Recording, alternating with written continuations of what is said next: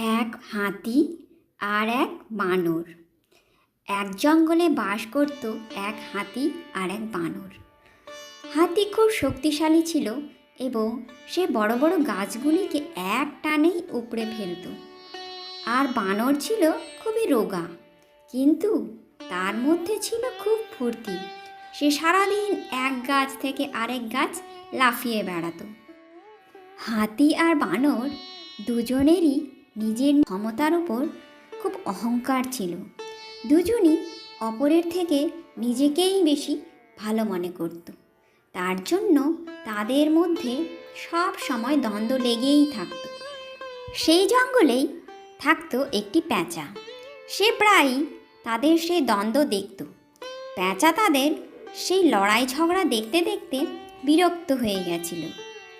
একদিন প্যাঁচা তাদের দুজনকে বলল, যেভাবে তোমরা দুজনে লড়ছো তাতে কোনো সমাধান কোনো দিন হবে না।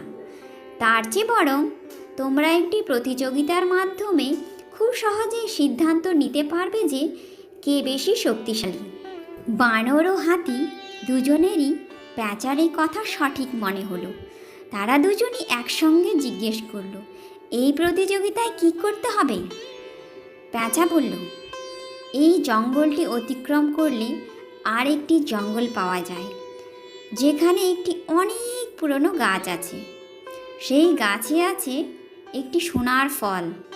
তোমাদের দুজনের মধ্যে যে সেই সোনার ফলটি আগে নিয়ে আসতে পারবে তাকেই এই প্রতিযোগিতার বিজয়ী মানা হবে এবং সেই হবে সবথেকে শক্তিশালী। প্যাঁচার কথা শুনেই হাতি আর বানর দুজনই কোনো কিছু চিন্তা ভাবনা না করেই সেই জঙ্গলের উদ্দেশ্যে রওনা হলো। বানর নিজের কীর্তিকলাপ দেখাতে শুরু করলো। সে এক গাছ থেকে আরেক গাছ লাফিয়ে লাফিয়ে যেতে লাগলো।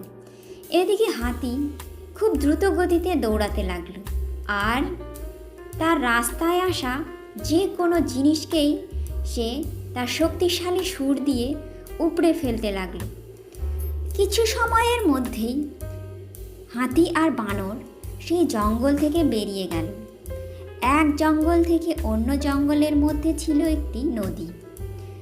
সেই নদী পার করে তবেই পরের জঙ্গলে যাওয়া যায়। বানর আবার তার ফুর্তি দেখালো আর দ্রুত সেই নদীতে ঝাঁপিয়ে পড়ল। কিন্তু নদীতে ছিল প্রচণ্ড স্রোত, ফলে বানর জলের স্রোতে ভেসে যেতে লাগলো। বানরকে নদীতে ভাসতে দেখে হাতি তক্ষুনি তার সুর দিয়ে তাকে ধরে ফেলল আর জল থেকে বের করে আনল। হাতির এই ব্যবহার দেখে বানর অবাক হয়ে গেল। সে খুব বিনম্র হয়ে তার জীবন বাঁচানোর জন্য হাতিকে ধন্যবাদ জানালো আর নিজের হার মেনে নিয়ে হাতিকে প্রতিযোগিতা চালিয়ে যাওয়ার জন্য বলল। বানরের এই কথা শুনে হাতি বলল, আমি নদী পার হতে পারবো, তুমিও আমার পিঠে চেপে নদী পার হতে পারো। বানর হাতির কথা মেনে নিল আর সে হাতির পিঠে বসে পড়ল। এইভাবে তারা নদী পার হয়ে গেল আর অন্য জঙ্গলে পৌঁছে গেল। তারপর তারা দুজনে মিলে সোনার ফল ধরে থাকা গাছটিকে খুঁজে বের করল। প্রথমে হাতি গাছটিকে নিজের সুর দিয়ে উপড়ে ফেলতে চাইল, কিন্তু গাছটি খুব মজবুত ছিল, তাই হাতি পিছিয়ে গেল আর বলল, আমি আর এই ফলটি পারতে পারবো না। তখন বানর বলল, চলো আমিও একবার চেষ্টা করে দেখি। বানর দ্রুত গতিতে সেই গাছে উঠতে লাগলো এবং সেখানে পৌঁছে গেল যেখানে সোনার ফলটি লেগেছিল।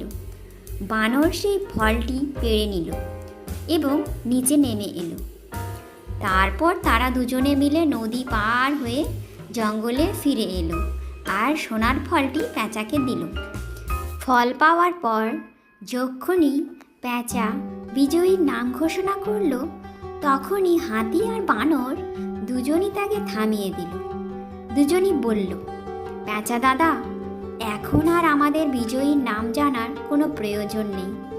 এই প্রতিযোগিতাটি আমরা দুজনে মিলেই সম্পূর্ণ করেছি।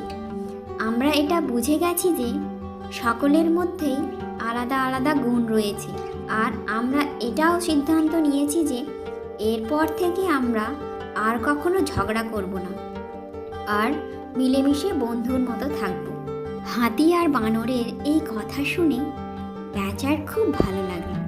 সে তাদের দুজনকে বলল, আমি তোমাদের এইটাই বোঝাতে চাইছিলাম যে সকলে আমরা একে অপরের থেকে আলাদা। আলাদা আলাদা গুণ আর শক্তি আমাদের একে অপরের সাহায্য করতে সক্ষম করে তোলে। তার সঙ্গে সঙ্গে আমাদের প্রত্যেকের মধ্যেই কিছু না কিছু খামতি থাকে। তার জন্য সকলের সঙ্গে মিলেমিশে থাকাটাই আমাদের সকলের জন্য ভালো। সেই দিন থেকেই হাতি আর বানর বন্ধু হয়ে গেল, আর তারা মিলেমিশে আনন্দে জঙ্গলে থাকতে লাগলো। নীতি কথা হলো এই যে আমাদের উচিত একে অপরের গুণের ও ক্ষমতার সম্মান করা, আর একে অপরের সাথে মিলেমিশে থাকা।